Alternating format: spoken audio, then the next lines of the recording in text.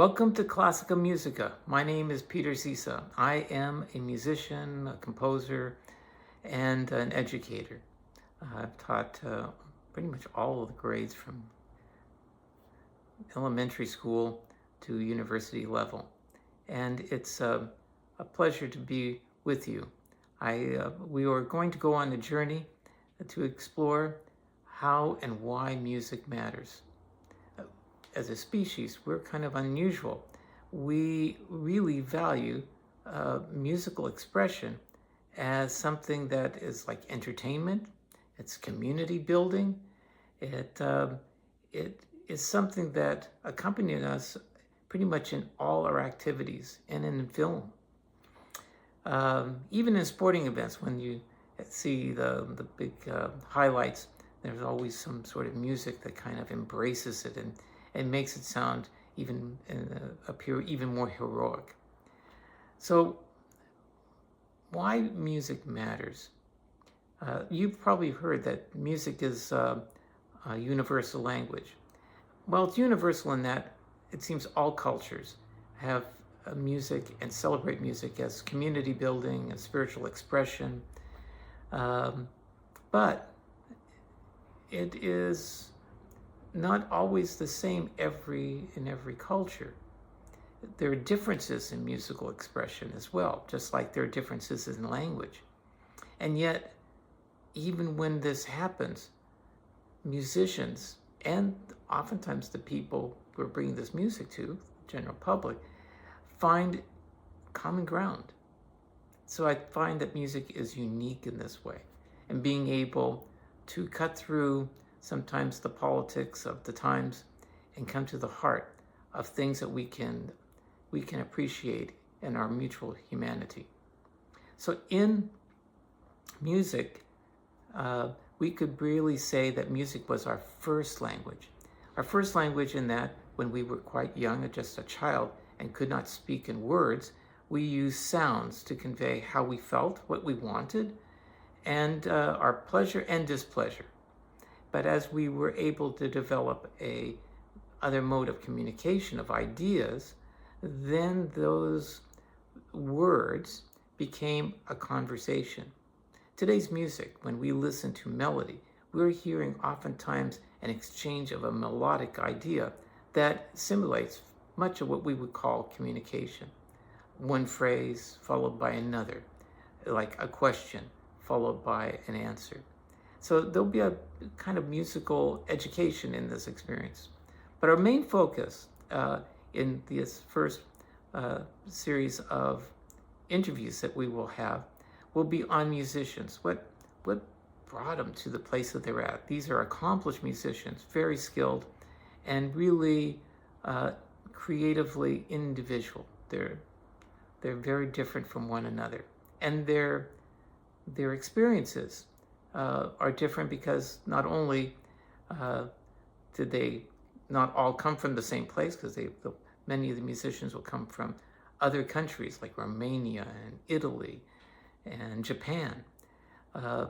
So the cultures are quite a bit different, but you'll be surprised how their musical journey began, how simple it began, and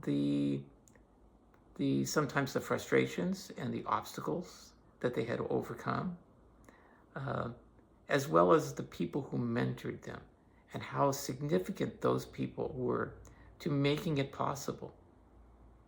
So in this series of interviews and exchange, I hope that you'll participate by giving some feedback, questions, and be able to maybe pursue an interest in these great musicians.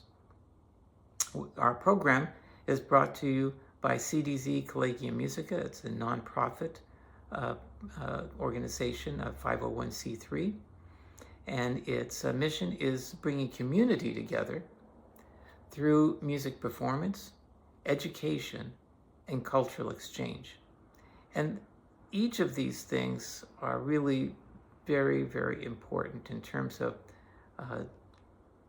other areas of concern. We need more music education in the elementary schools, and we need more as much music education as well in high school and in community college, because music has a way, even if you don't become a musician, you don't have to become a basketball pro to enjoy to play basketball and to get the athletic health benefits from it.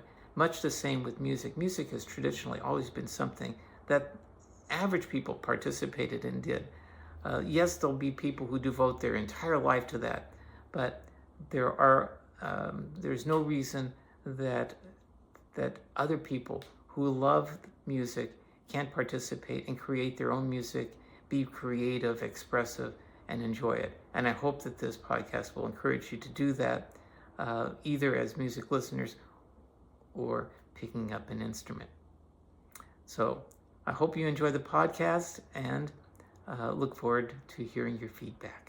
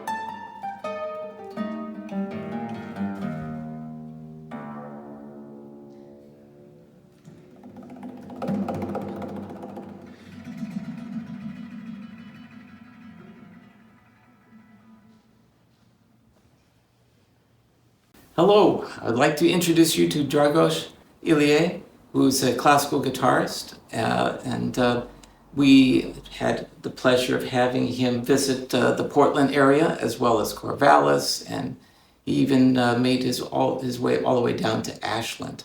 And today I'd like to ask him to tell you a little bit about himself, his beginnings to start off with. How did you decide to pick up playing guitar, and did you immediately want to play classical guitar? That's a good question. Well, first off, I should mention that when I started in Romania, the classical guitar school was fairly recent. And we didn't really even know the difference between classical and acoustic and the other styles. For me, it was really a coincidence that I picked the classical guitar. But I loved the guitar. In fact, I grew up listening and seeing guitars all around the house. My dad used to play. Not at a professional level, but he definitely loved the instruments. And my guitar journey started when I was 4, actually. I got a gift, ukulele. That, I was biting it more than I was playing it. But then when I was about 8 years old, I've been asking my dad for a long time to teach me how to play guitar. And my dad finally got tired and said, okay, look, here's how we're going to do it. I will teach you guitar, but only if we do it together for a month, every day, 1 hour. And you cannot quit. You can't say no. And he knew exactly why he said that, because after the first, few lessons, I didn't want to continue. My fingers were hurting. It's just that it was a mess. But I promised him that we'll do it for a month. And after that month ended, I never wanted to stop. And so it just kept going. And it kept going. And then there was one moment when we were about to buy my next guitar. The store had 2 instruments, an acoustic one and one with nylon strings. And it was just, we didn't know the difference, but the shop owner just said, like, the nylon one has a sweeter sound. And so my dad just lit up to that and said, okay, let's pick that one. And that's how, that decided basically my whole course until today, really. Yeah. Very good. So your father starts you off with this month challenge, and you now have a nylon string instrument. And after the month, what happens? After the month, we try to find a teacher, but I was still too young. In Romania, they don't teach it that early. Mm. I was in 3rd grade, and they wouldn't teach classical guitar until 5th grade. And so I kind of absorbed everything that I could from my dad, and I learned a lot by ear, which is something that I'm still kind of grateful for even today, because it taught me how to use my ear, really to find the fretboard. Now, that had also some downsides, because I did pick up some bad habits from the bat to begin with. But starting in 5th grade, I enrolled, well, actually, I should preface, from the 3rd grade, I did go to like a private school that would teach classical guitar for a little bit. And then from the 5th grade, my serious, so to speak, classical guitar journey began when I enrolled at the College of Music, it's called, in my hometown, in Iasi. And with a lovely teacher, Marius Timpau, who really was my mentor for 7, 8 years, or something like that, yeah. So that really started my journey into the classical world, so to speak. How much did you have to change when you started the lessons at the 5th grade level? That's a good question. I think the first year or 2 years were spent on correcting technical mistakes. Yet at the same time, my teacher was young. And how should I say, he was eager to showcase my talent to the world. And so I started doing competitions right at that year. I started performing a lot, which had its benefits for sure. But I believe it took us 2 solid years of trying to change and adjust things, and it was never finely tuned. You know, it's a lot more difficult to relearn a habit that's been negatively, been installed, so to speak, in your system, rather than just to start fresh. But nonetheless, that was my journey. As a teacher, now just kind of turning it the other way around, reflecting on how difficult it can be to take things which were instilled and now are what commonly students will sometimes say, but it feels more natural for me to do this. So what do you have to say when someone tells you that? And drawing from your own experience, how did you motivate yourself to follow those directions when the natural inclination was, I can do it this way? This is so much more difficult. Initially, it almost always is when you're trying to change something. Yeah. That's a really good question. I'm gonna go first from the teacher's perspective, because I've been fortunate enough to work as a teacher assistant at University of Boston for 4 years. And so one of the things that I had to teach there was a guitar group class that was non-majors. And so everyone who came had a little bit of knowledge of the guitar previously, but non-classical, right? It's very typical. And so they come in with their wrist like this and they're playing like that. And so I get this all the time, but this feels better. When they say natural, I like to question what natural means, really. And that's when I get to change their perspective, because what I do, I just explain basic human anatomy and mechanics. So I just explain the easiest motions that a hand can do, the angles in which you can perform the best, which is more or less being aligned, having your wrists and forearms aligned. And when they see, and I make them do a couple of things. I tell them, okay, drop your wrist, move your fingers fast. Obviously, they can't move it fast. And then I tell them, straighten the wrist, move your fingers. And they have this aha moment. They realize that although it might feel more habitual to them to be in a position that's not necessarily good, they realize that's not what is natural. So that willingness of them to change is what helps me. Of course, sometimes you get students that don't want to, but I can go and move their hands only a couple of times before it's their choice. I think it's important for them to see and realize what is actually natural before just doing it because you're the teacher. Do this because I told you. I don't want to do it, you know? And I had that a little bit as a kid, I believe. Like, I've had many teachers who told me to do certain things, but didn't necessarily explain me why. And I wasn't so good at adopting those changes as to when someone explained me, here's why you should do this. Because it works better, and then you don't fight it anymore. You realize that your way of playing might not be the best way, and then you're more keen to change. So I guess I answered both questions this way. It's a lot in the teachers, how the teacher is able to shift the perspective from here's the right way to here's a better way that you might find it interesting. Let's give it a try. Let's see what happens. That's what usually, and then this, because the student takes it on its own. It's like, oh, I can make this for myself, not because someone told me. I found this both challenging and exciting aspect of teaching, for sure. Well, that I think is good advice for both student and teacher, that being able to produce a reason why and explain the why behind the advice that you're providing, and encouragement to be able to give feedback to the student so that they can be able to know if they're actually able to, that they're following that advice. Mm-hmm. I think that part of the problem sometimes too for students is we're looking at it from this standpoint, they're looking at it from behind, and they can't quite see what's taken place. Exactly. So if they're really motivated to learn to play well, then usually that comes from being able to see the benefits of it, which brings us to the performance part. So as you were making your journey as a developing musician, you realize now, in retrospect, that had you not had that teacher in 5th grade, you would never have probably developed into the player that you are. Absolutely. And I want to impress upon parents that when they're picking a teacher, it's so very important to have a teacher that will explain why and will provide the right kind of direction.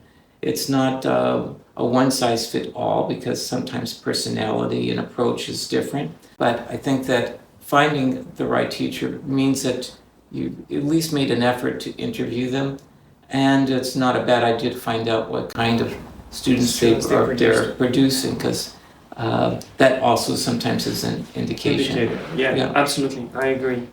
And the teacher you start with is extremely important. And then I would add to that, the thing that's really opened my development was actually going and seeing other great artists play. For me, that was it, going to guitar festivals, because that was just a place where you can find many good artists and young competitors like you and luthiers, and it's just like, it's in the word, it's a guitar festival, it's a celebration of guitar. And I remember, my first guitar festival, I've been doing competitions for, I think, 3 or 4 years until I actually went to my first guitar festival. And the competitions motivated me, fair enough.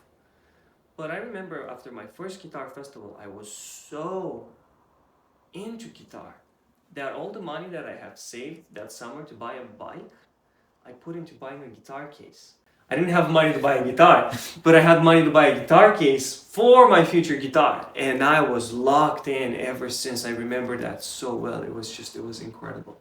Seeing other amazing guitarists play and just being surrounded by guitar. It's really extraordinary. So this is interesting, because I've only known you for 3 days. Fourth. This is the fourth. This is the fourth day. Yes. And if I can say this for our audience, Dragos is a very disciplined person. I notice he says not, but he really is. And he plans ahead, and he thinks about things that I hadn't thought about. For instance, and this is, I did a little of a side venture here, but I've heard from other people that having a banana before performing is going to reduce your nerves. I asked you about that 2 days ago, and you said, yes, but it's when you take the banana. You must take it like an hour and a half before. It's an hour and a half. And I thought to myself, I never really thought too much about that part. And I'm sure that many guitarists would have done what I was thinking of doing when I'd heard that advice. Just before I go out there, to have a banana. Which to me, the reason why I never tried it was because having a banana just before I went out there did not make my stomach feel better. Yeah, well, first of all, thank you so much for thinking that I'm a very organized and well-rounded person. But I have to say, I'm just lucky to be surrounded by people who are incredibly smart. Because I didn't know about the banana thing either until my doctor friend told me, hey, this is actually when it's good to do it. And so to take your point even further, I think is we get, or even with practicing, because you said like, your practicing is good. My practicing used to be horrible. I had to learn how to learn. I had to learn how to practice and what is good practice. And I learned by surrounding myself with, as I said, great artists, but just inspiring friends and people who are determined, and I learned from them. Everything that I know now, there's some things that you kind of figure out yourself and you come to the realization, but those are very small. Most of the stuff that I know it because I've learned from people who are better than me.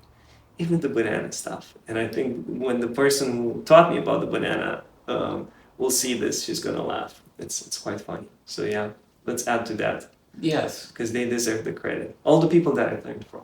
Basically. Well, and that's a really important point, is that instructors that help you, because sometimes people say, why is it important for a child to learn to play a musical instrument? Even if maybe they're going to become an expert in a different field. And one of the things I think is so important is that maybe the first thing is to learn how to overcome failure. Because failure is something that happens like immediately when you learn to play an instrument. And as you were saying, if your father hadn't said, you have to stay for this with a month, chances are you would have given up much earlier than Absolutely. that.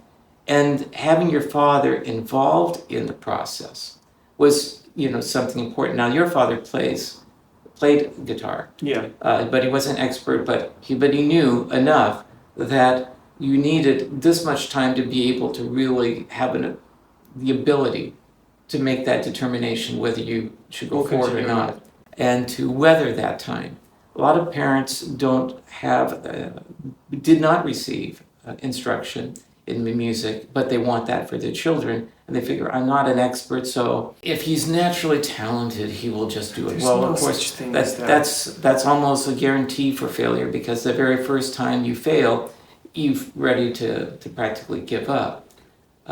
So learning to overcome that is, in part, is being able to learn how to learn.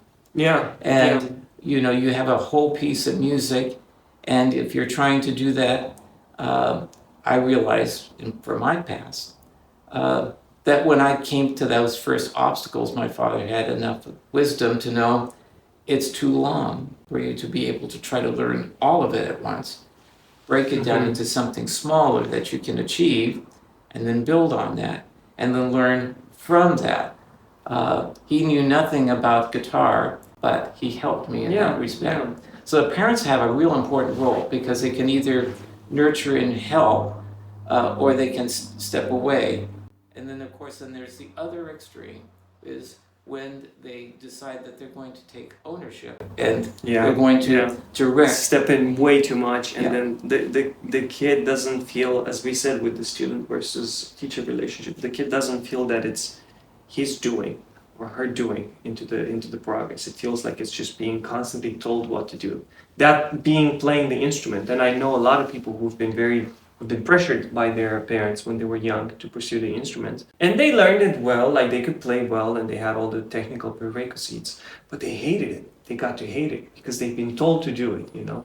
We like to rebel. We like to think we're independent. But I agree with you. Parents have an important role in, especially if the student is young. Because you don't have to be a music expert to know that some principles are universal. Like you said, breaking down a task that is too difficult and taking it bit by bit. Learning, teaching your kids to be meticulous. Teaching them to be perseverant. And it's exactly what you said, dealing with the failures and taking that not... I think now there's a trend of, a general trend, it's not just in music, it's everywhere. Like, we are afraid of making mistakes. When we get negative feedback, it means we should avoid it. And with music, it's actually the opposite. The way to learn something is to go through those mistakes. If you don't make the mistakes, you can't get to... It works the other way around.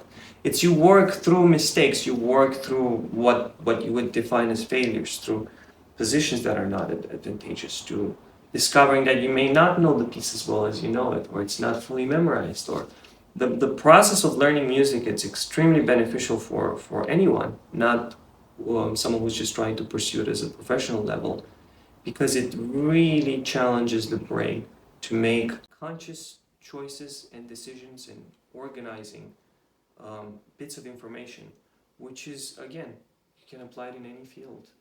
And most of my friends who started now when we were in the music college have other professions, and they're excellent at them. You know, I have doctor friends, I have some lawyer friends, and they don't regret having studied it. It wasn't a waste of time at all. Plus, they still get to enjoy music for the rest of their lives. So it's a win-win. Yeah, I think that is also important, that learning to play an instrument does not necessarily mean that you have to become a professional musician. Just like learning to play baseball or another sport Swimming doesn't necessarily mean that you're going to become a professional baseball player. And in my case, at 5'4", I'm not going to become at the center for the Portland Trailblazers. Or the basketball. Yes. Yeah, no. Yes, But nonetheless, but you made a great point with sports. Absolutely. Yeah. So when you're at that spot now that you've now successfully participated in competitions, you actually at an early enough age did not look at competitions as a indication of your self-worth, just simply a goal, I think, to set your eyes on, and then afterwards to learn from whatever that experience was without letting it become a mortal wound like it can be. Well, it's a process to that, I feel. And I will preface that competitions are great for development. Not just the moment of the competition itself, but as you said, having a goal to push you into really making sure that you're achieving everything. And some people are very, how should I say, self-motivated. Some people don't need that.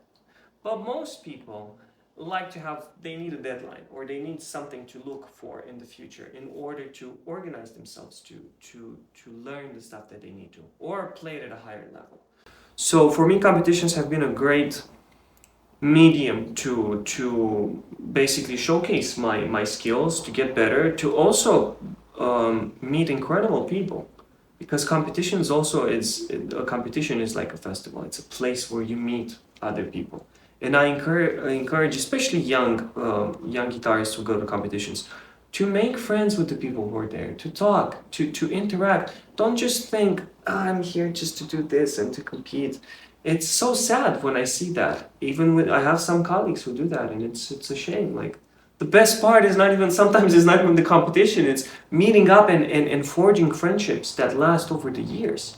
So then comes the aspect of the competition. Of course, there's this attractive prospect of winning, right? We all want to win, to be in the first place. But I would say learn to take competitions from a neutral standpoint. So if you win, that doesn't define your worth as a guitarist or as an artist. And if you lose, it's exactly the same.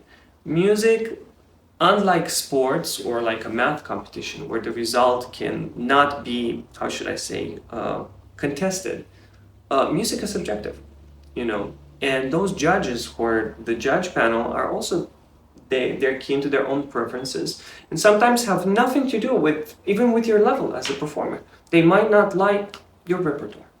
There's nothing you can do about that. Or they might like someone else. So I think learning that from the get-go, from the beginning, understanding that music, it's a subjective field to be, how should I say, observed and judged and quantified. And if you think of them just as a medium to prove yourself and to get out there into the world and share music with the others, I think it's one of the most beneficial things. Of course, there were times when I was greatly disappointed. I think what happened was actually I started being disappointed in myself, not even in relationship to the prizes that I was winning. I got the self-criticism got so deep into my system to where, like, even if I was doing well or if I was receiving a good prize or not, I was still very self-critical. Yes, but I didn't play as good as I wanted. Yes, but I'm not perfect. But just setting these absolutes for myself, which were very unhealthy. And I spent a lot of time working on myself for that. And I guess you could say that competitions in a way did that, but it's not really the competitions. It's your own self of discipline and being critical, but not too self-critical, because then everything becomes, it's not enough. It's never going to be enough. Musicians tend to fall into that pitfall, I would say, quite often. Yeah, it's a difficult part when you become so self-critical that the enjoyment of performing becomes not so enjoyable when you go to bed at night and you can't sleep because you're still thinking about this or that. When the reality is the people who have heard you play have taken everything that existed, that you presented as a whole, and their experience is completely different. And it's so very important to be able to smile and take the compliments with the same kind of detachment as you would have if they were critical. Yes. Because you know where it's at, but you don't want your audience to feel as if their experience was not being affirmed. Exactly. Yeah. So Great it's point. really, I remember a story with Rubinstein saying that, the most important thing for him as a performer was that the audience came away with something, that if he performed perfectly, but the audience didn't receive something, that was to him an element of failure, that he didn't provide that part. The process of what you've gone through as a performer has had the technical part that we've been engaged in, but really music is an expressing art that has emotional attachment to it a lot of the time, not exclusive, because there are times when the music is very abstract and it is really to be an experience in a different kind of mode. But as an expressive art, we have different periods of music which have different modes of expression and different mannerisms depending on the country, depending on the period. How do you approach that part? Because in the program that you presented yesterday, there was music from the Renaissance, and there was music just the other day from Romania. There was music from the 20th century, from the classical period. Yeah. That's a very good question, and it's gonna take me a while to answer it all, but here it is. Music, it's such an interesting phenomenon because it never happens in a void. Music, as you said, it's an expressive art for the most part, and even with abstract art, I will argue that it's still expressive. It's just a different form of expression. Music has been used throughout the ages and throughout the history for different purposes. And it usually fits, so to speak, the historical context of its time. The sensibilities, if you may, of the people, their cultural preferences. And so, in other words, if you want to be a good musician and express, you have to do a little bit of a historian's work. Because I think the tendency today is now to think of contemporary music as being cool and everything else as being boring. But at the time that music was written, that was the coolest music that was ever written. That was the new music, you know? So I think our job as musicians is to find what excited those people to write that music in the first place. Whether it's a Renaissance lutenist who only worked at the court of some king. Okay, what was that exciting about? What was considered pretty at the time? Because you see these trends each have different views even on what the definition of beauty is, the definition of what music should be, what purpose should it serve. So it may seem like a lot, but it's actually really, really exciting because you learn a lot, not just about music, but you learn about humans, about people, their sensibilities. So when I play music of Romania, of course that's music from my homeland, it's a lot, how should I say, it's very easy to tap into that energy because I've grown around it, right? But if I play music from Japan, I have to think of their sensibilities, what are their, how should I say, what are the things that drives the people there? And I mean, I was lucky just to visit and see it for myself. But even if you don't get to visit it, you can always read. You can always see their paintings. Look at the architecture. Look at their food. There's so many things that inform the humans, and the humans make the music. That's how I think about the music that I play. Rather than just, in this period we don't do vibrato or we don't do these drills. Okay, but why? And the reason is exactly that. They had a different definition of what aesthetics was. And your job is to look into it and find it. And it's such a fun process. It's one of my favorite things to do as a musician. This historian work, so to speak. And culture work. I mean, again, this is another thing that is you're actually so eloquently expressing, that when young people are exposed to music from different countries and they're playing this music in different time frames, that they're experiencing the people. They're experiencing a bit of that culture. And it opens them up to be more respectful, more understanding, and more curious. I mean, this is the part that I get from in the manner in which you're talking, because the excitement you're saying, you're curious about it. Yeah, exactly. And so as a result of that, you're going to ask questions, and you're going to be more embracing of the experience as opposed to it's foreign. I don't like it. I don't understand. It's not what Exactly. Yeah. And the historical part of your journey, you learned at some point in time that it's maybe worthwhile, although sometimes we know that there were times of the darkest periods of Mozart's life that he's writing happy music, and happy movements in his life that he's writing sad music. So, but composers draw from their experience, just like an actor draws from their experience when they're playing a role. They find something in that experience that can help them be able to create. Nevertheless, I mean, that process of knowing how that piece came about is sometimes something that you can share with audiences. One of the things I found most appealing in your performances were not only the details of your performance, but your preparation for the audience. That they need, especially if they've never been exposed to this music, they need some explanation, some help to be able to better understand the composition and to understand the composer and you as the musician. Yeah. It's, to me, it's, and we talked about this on the car rides that we shared. Yes. It's as important as the playing part. Especially since classical music now is considered niche, so to speak. Most people who come to the concert, they've never heard these weird, crazy composers that I'm about to play for them. And something really interesting too, most of the times, if I meet them 2 weeks or a month later, they were not going to remember the name of the composer. But they will remember what I talked about the piece and then how I played. They might not even remember all the notes in the piece because, again, they are not, they're not musicians, right? They don't think, oh, measure 100, I love how you did that rubato. That never happens, you know? So, but as you said, they remember the experience because they were able to relate it.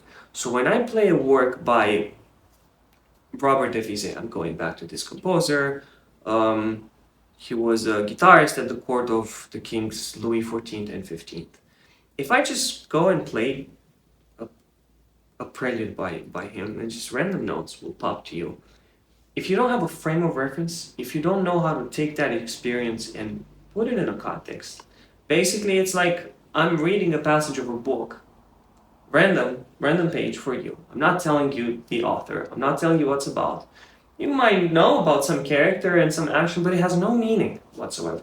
But if I tell you, I'm gonna read for you a passage from this book, which is about this, and it deals with that, and it was written by this person who lived in this time, and he experienced that, then that passage it's a lot easier for your imagination to come in.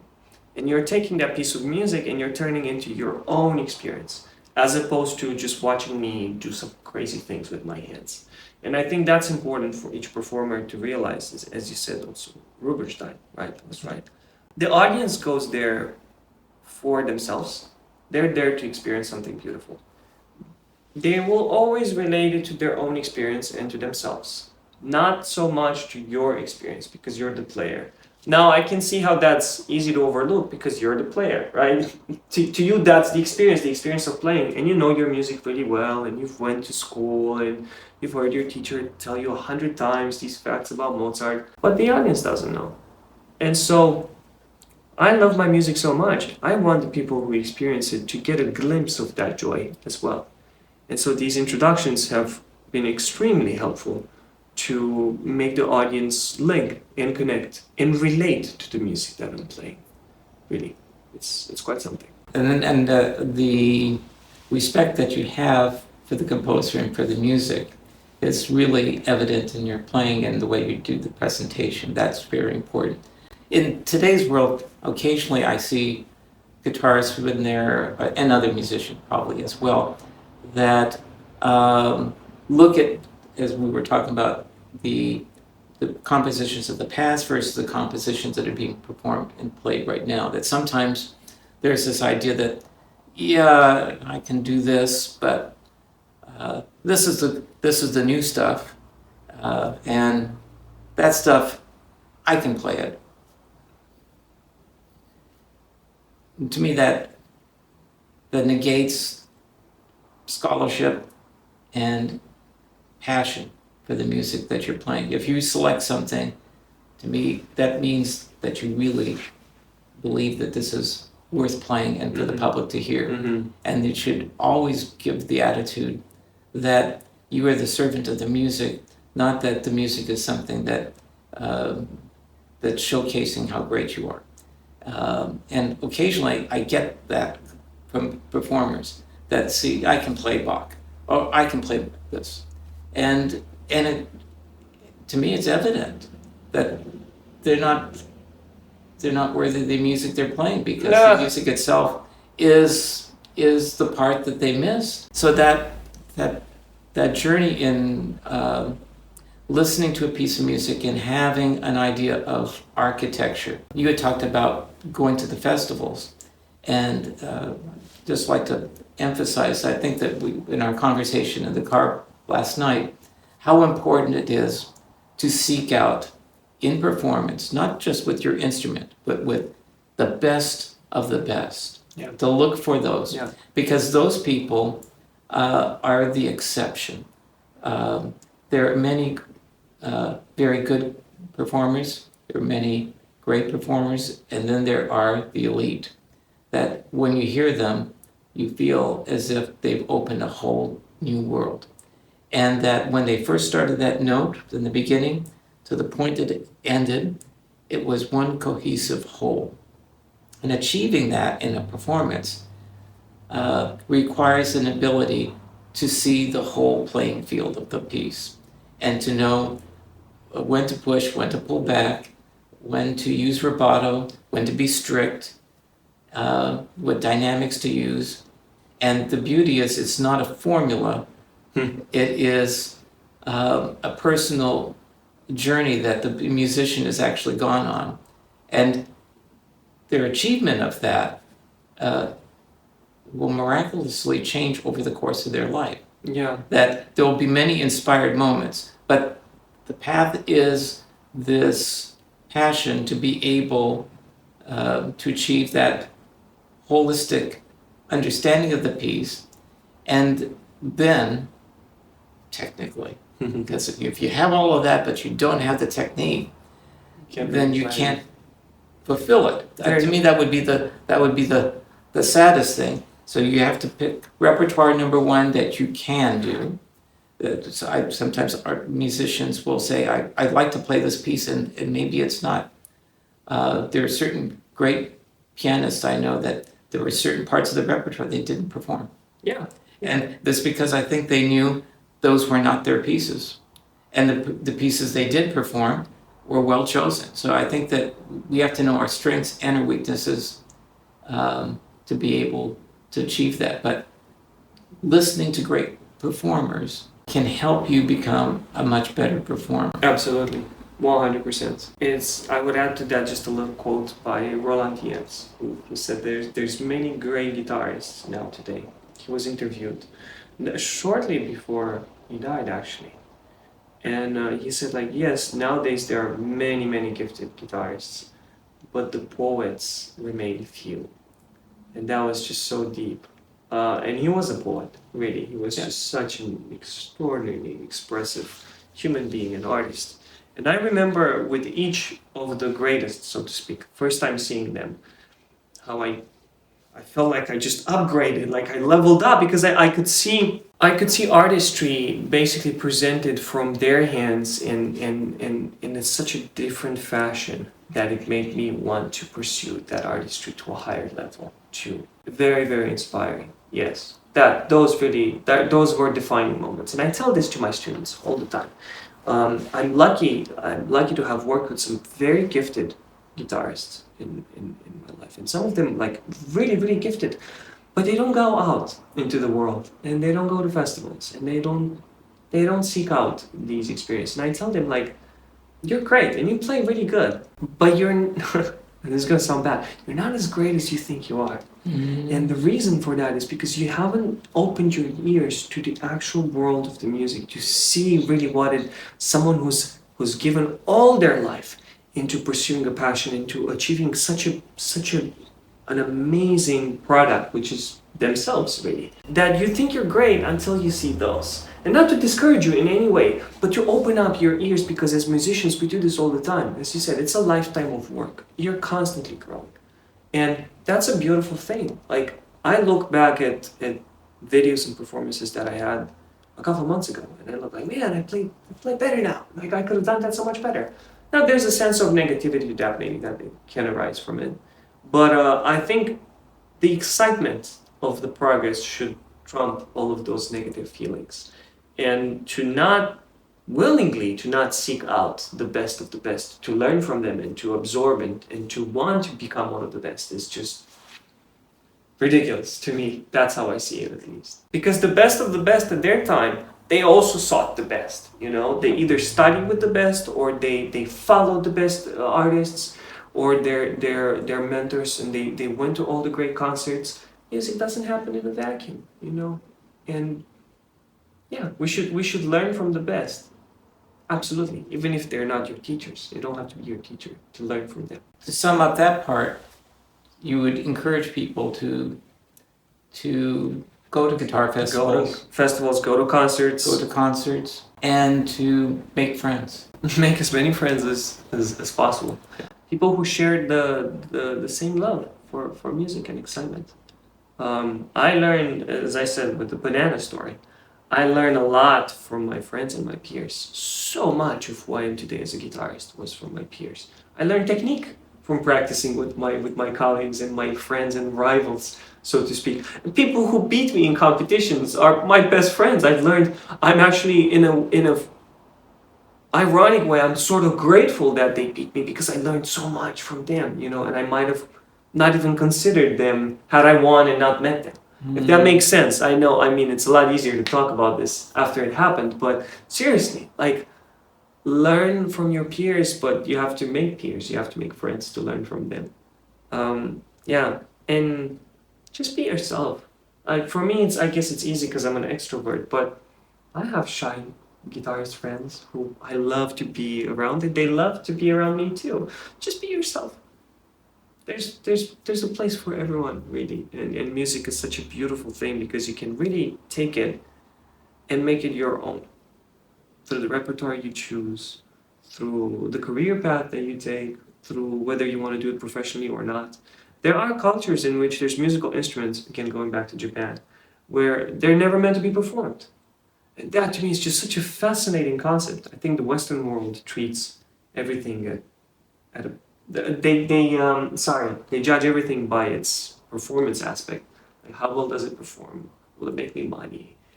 Will it make people cheer for me? Where in other cultures, there's musical instruments, they're not even meant for performing. You play for your own enjoyment. That is a very, very interesting concept. So be yourself and make music your own. Really, that's all I can think of saying right now. Very good. Well, it's been a pleasure. And we will look forward to your next visit to Portland, to Oregon, actually. Yeah. And hopefully expand upon all of that. You have a lot of people who have come to hear you play and now have a special fondness for you and are rooting for your future success. You're now finished with your doctorate.